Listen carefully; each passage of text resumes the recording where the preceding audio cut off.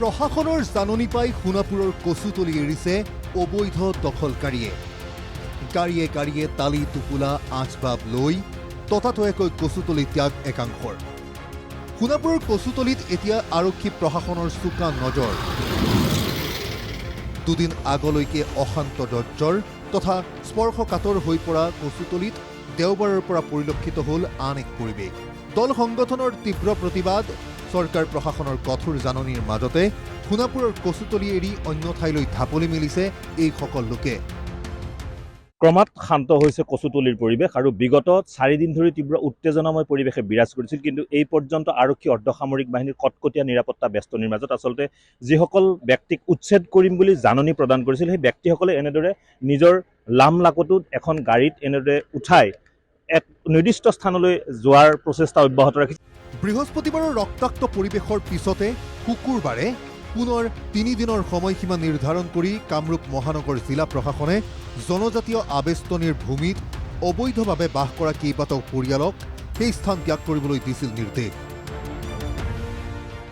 সোমবাৰে উকলিল প্ৰশাসনে দিয়া জাননীৰ ম্যাদ।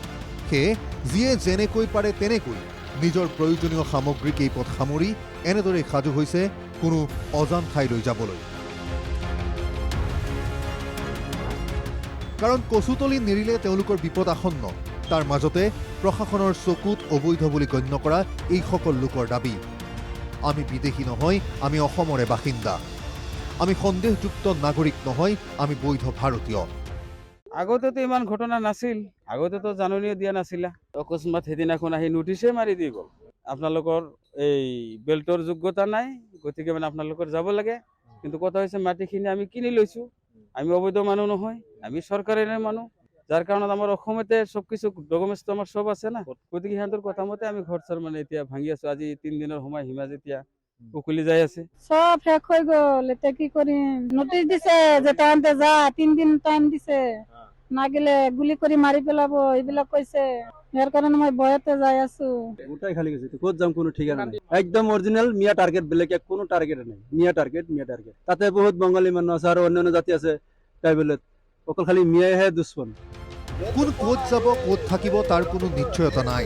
তথাপি প্ৰশাসনৰ কঠোৰ নিৰ্দেশ মানি উচ্ছেদৰ ভয়ত যিকোনো প্ৰকাৰে কচুতলি ত্যাগ কৰাৰ প্ৰচেষ্টা এইসকল লোকৰ।